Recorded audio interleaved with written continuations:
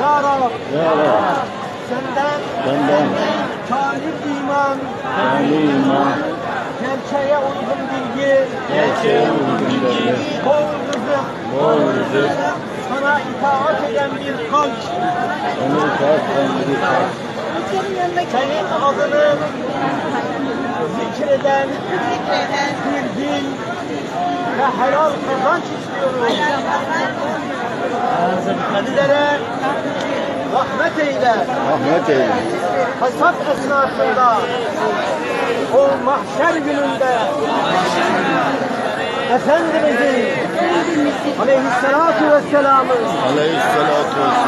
şefaatine nail eyle Allah'ım.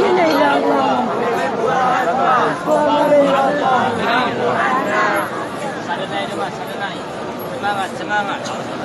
Sadar rumah.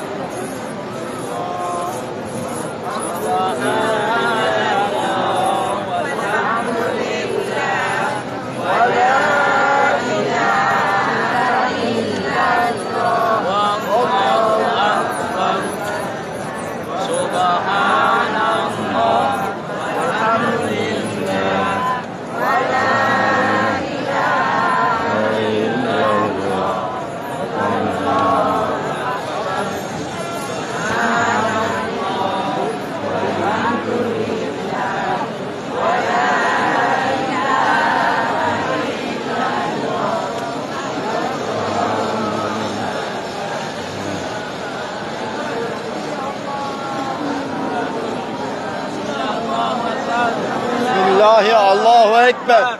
Bismillahi Allahu Ekber. Bismillahi Allahu Ekber. Fazla şey yapmadan, kaçırmadan ya.